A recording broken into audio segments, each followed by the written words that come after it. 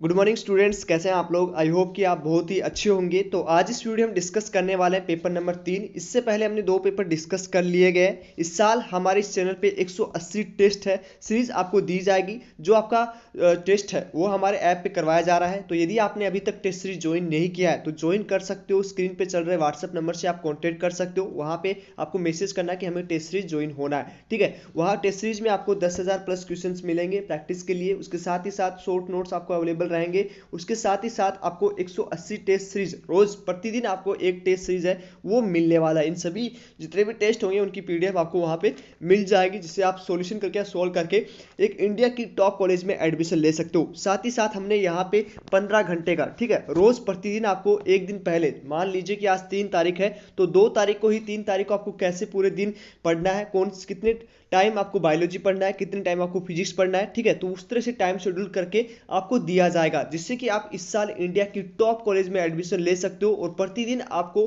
Chemistry, physics, biology के लगातार हम लोग टेस्ट ला रहे हैं। तो हमारे चैनल पे आपको ये तीसरा टेस्ट मिल रहा है। 2 टेस्ट हमने पहले ही डिस्कशन कर लिए हैं, तो उसकी लिंक आपको कमेंट बॉक्स में मिल जाएगा, प्लेलिस्ट का लिंक, जहां पे आपको दोनों वीडियोस की मिल जाएगी, ओके। और इसी तरह से आपको 180 टेस्ट मिलने वाले हैं। यदि ये वीडियो आप लेट भी देख रहे हो तो कमेंट बॉक्स में आपको प्लेलिस्ट मिल जाएगी, सारे वीडियो डिस्कशन कर सकते हो। और यदि आप टेस्ट सीरीज ज्वाइन होना चाहते हो तो स्क्रीन पे चल रहे नंबर से आप कांटेक्ट कर सकते हो व्हाट्सएप नंबर पे। और टेस्ट सीरीज के लिए आपको काफ़ी बेनिफिट होने वाला है। और साथ ही साथ हमारे साथ प्रैक्टिस करोगे और उसके साथ ही application form, counselling process, admission process, सब में हमारे चैनल पे हेल्प मिलेगी। पूरा इन्फॉर्मेशन आपको एक ही चैनल पे मिलने वाला है। तो चलिए आज की इस वीडियो को हम स्टार्ट करते हैं। यहाँ पे हम पेपर नंबर डिस्कस करेंगे 3। डेट का बात करें, डेट है आज आपका 3 तारीख हो चुका है और 3 तारीख को ये पेपर हम डिस्कस कर रहे हैं, ओके। टाइम यहाँ पे 7 बजे ये वीडियो अपलोडेड होता है। प्रतिदिन हमारे 7 बजे ही ये वीडियो अपलोडेड होंगे इस तरह से, ओके। तो यहाँ पे बायोलॉजी का पेपर हम डिस्कशन करेंगे, जिसमें हिंदी एंड इंग्लिश दोनों लैंग्वेज में, ठीक है। यदि आप हिंदी मीडियम से हैं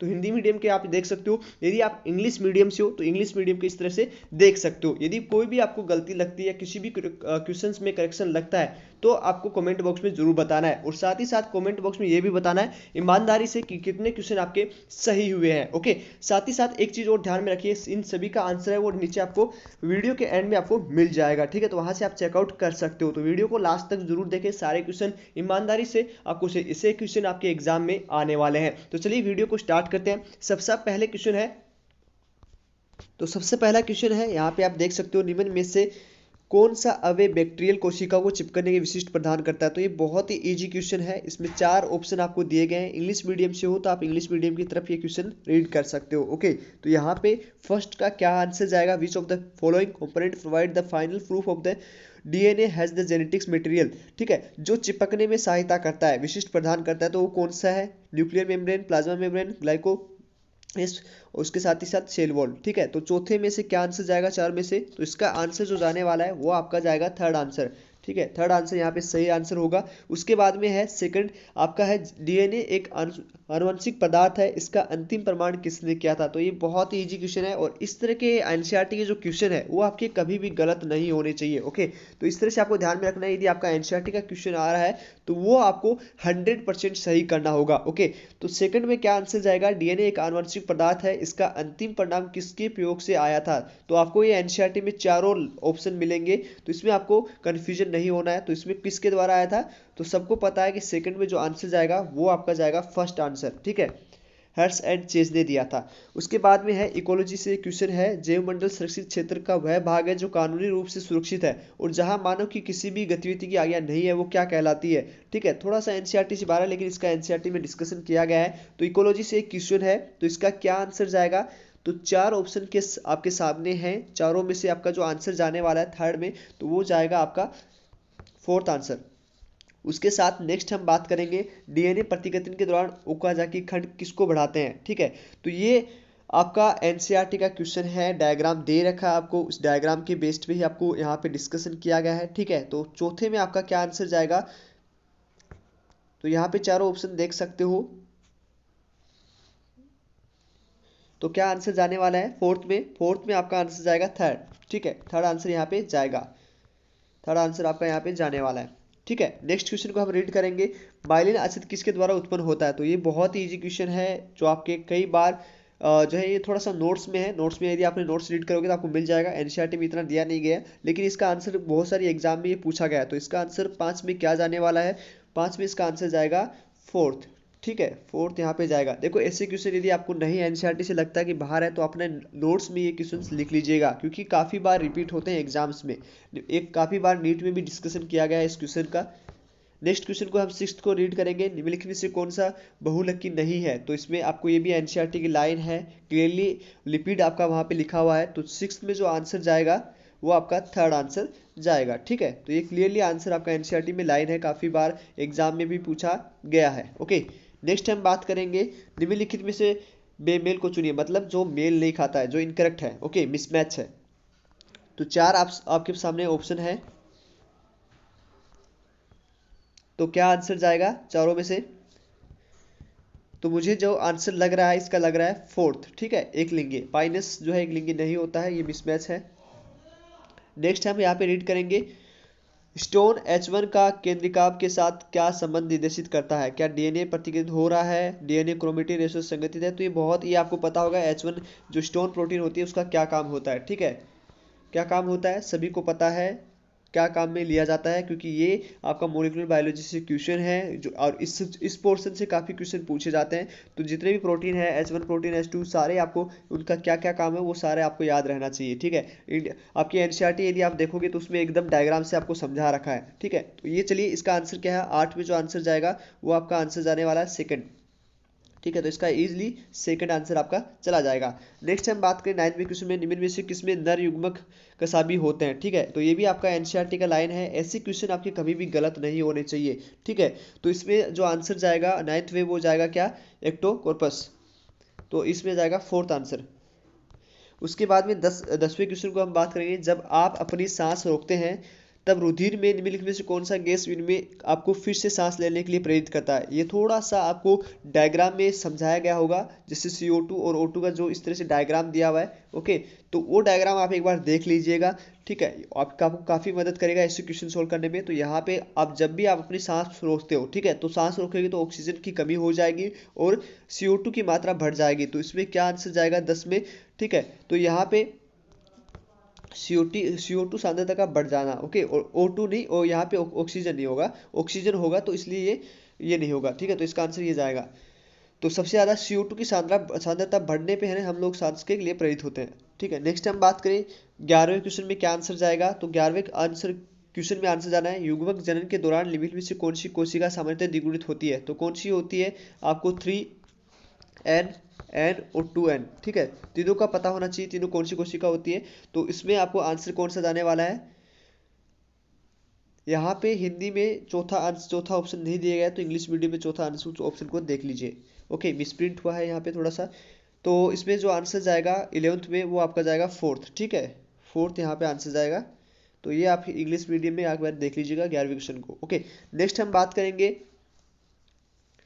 शुक्राणुचरण अदरक में कायिक प्रजनन किसके द्वारा होता है? ठीक है, तो ये भी आपका बहुत इजी क्वेश्चन है, एनसीईआरटी का क्वेश्चन है, डायग्राम में इजीली दिया गया है। अदरक का आपको डायग्राम दिया गया और वहाँ पे आपको मेंशन किया गया है। ठीक है, तो 12th में जाएगा आपका सेकंड आंसर आपका जाने वाला है। ठीक है, सेकंड आंसर यहाँ पे जाएगा। नेक्स्ट हम बात करेंगे 13 नंबर क्वेश्चन का, तो मानव इंसुलिन 2 पॉलीपेप्टाइड आपस में किसके द्वारा संयोजित होते हैं? तो ये भी आपका एनसीईआरटी का क्वेश्चन है और बहुत बार एग्जाम में पूछा जा चुका है। ठीक है, तो ऐसे क्वेश्चन आपको कभी भी गलत नहीं होने चाहिए, ऐसे क्वेश्चन को आपको 100% सही करना है, इसका आपको नेगेटिव मार्किंग में नहीं जाना चाहिए। ओके, ये प्लस पॉइंट भी आपको देके जाना चाहिए। तो 13वें में जो आंसर जाएगा वो आपका जाएगा डाइसल्फाइड सेतु। ठीक है, तो आपका 13 में आंसर क्या जाएगा?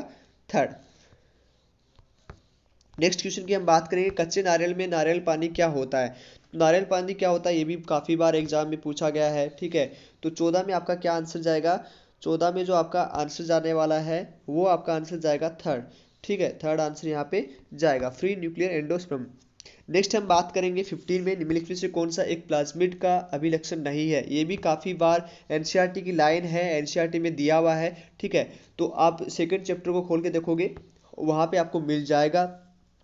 यहाँ पे चारों ऑप्शन आपको दे रखा है, प्लाज्मिड में आपको काफ़ी अच्छे से समझाया भी गया है। ठीक है, तो यहाँ पे चारों ऑप्शन में से क्या जाएगा जल्दी बताइए। इसमें 15 में जो आपका आंसर जाएगा वो जाएगा आपका थर्ड आंसर। ठीक है, नेक्स्ट हम बात करेंगे 16 नंबर क्वेश्चन का, भारत का राष्ट्रीय जलीय प्राणी कौन सा है। ठीक है, ये भी आपका काफ़ी बार एग्जाम में पूछा गया है, तो चारों ऑप्शन आप यहाँ एक बार देख सकते हो। Okay, Hindi and English medium दोनों में आप देख लीजिए।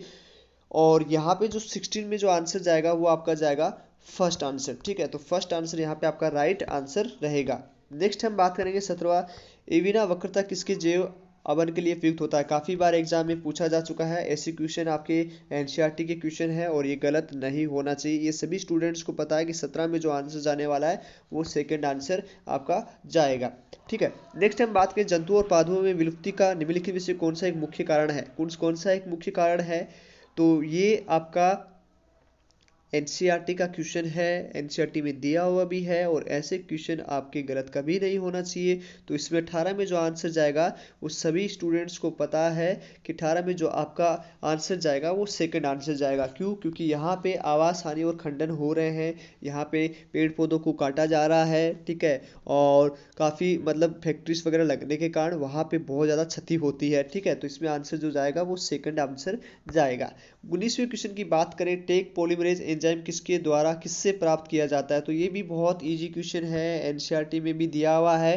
तो इसका आंसर सभी स्टूडेंट्स को पता होगा कि इसका आंसर क्या जाने वाला है। तो इसका आंसर क्या जाएगा, फोर्थ आंसर इसका जाएगा।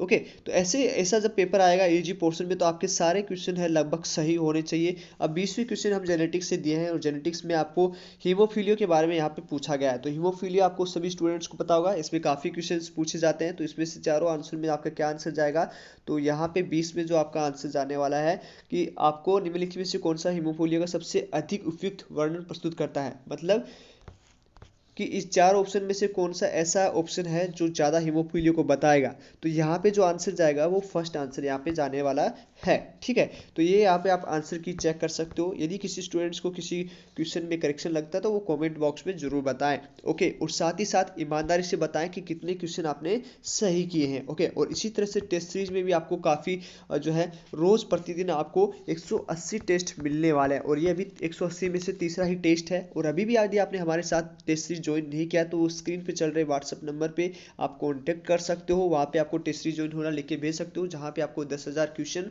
सोर्स नोट्स, सारी चीज़ें अवेलेबल हो जाएंगी। ठीक है, आई होप सारी चीज़ें आपको अच्छे से समझ में आ चुकी होंगी। यदि आपने अभी भी चैनल को सब्सक्राइब नहीं किया है तो डियर जल्दी से जाइए, लाल बटन को दबा लीजिए, चैनल को सब्सक्राइब कर लीजिए, क्योंकि यहाँ पे आपको एग्जाम तक 180 टेस्ट फिजिक्स, बायोलॉजी, केमिस्ट्री और जीके के मिलने वाले हैं। और साथ ही साथ आपको रोज प्रतिदिन आपको एक 15 घंटे का कैसे आपको अपना जो है स्टडी को मैनेज करना है, अपने टाइम को मैनेज करना है, अपना टाइम वेस्ट नहीं करना है, कौन सी सब्जेक्ट को कितना घंटे पढ़ना है, जिससे कि आपका स्कोर इंक्रीज होकर आप एम्स की टॉप कॉलेजेस में एडमिशन ले पाए। ठीक है, तो उसके लिए हमने शॉर्ट्स वीडियो स्टार्ट कर दिया गया है। इसमें रोज़ आपको प्रतिदिन है टाइम शेड्यूल बना के दिया जाएगा कि इतने घंटे आपको ये पढ़ना ही होगा। यदि आप इतने घंटे आप पढ़ेंगे तो 100% जो है आप इंडिया की टॉप कॉलेज में एडमिशन ले लेंगे। और अन्यथा यदि आप अपना पढ़ाई नहीं करेंगे तो अपना साल वेस्ट करोगे 2024 में, फिर आप 2025 में एम्स, बीएससी नर्सिंग और पैरामेडिकल के ट्राई करोगे। तो इससे अच्छा है कि इस साल एक साल आप एक 15 घंटे का पढ़ोगे, अच्छे से पढ़ोगे। ठीक है, तो आप एक अच्छी टॉप कॉलेज में एडमिशन ले पाओगे। तो चलिए चैनल को सब्सक्राइब कर लीजिए, मिलते हैं आपसे नेक्स्ट वीडियो में। कल 7 बजे आपको मिलेंगे, अगले दिन 4 तारीख को, और वीडियोस भी आपको लगातार हमारे इस चैनल पे मिलेगी। तो डियर चैनल को सब्सक्राइब कर लीजिए, साथ ही साथ टेलीग्राम भी ज्वाइन हो सकते हो, और टेस्ट सीरीज ज्वाइन होने के लिए स्क्रीन पर चल रहे व्हाट्सएप नंबर पर कॉन्टैक्ट कर लीजिए। थैंक यू डियर्स, मिलते हैं आपको next video. Have a nice day.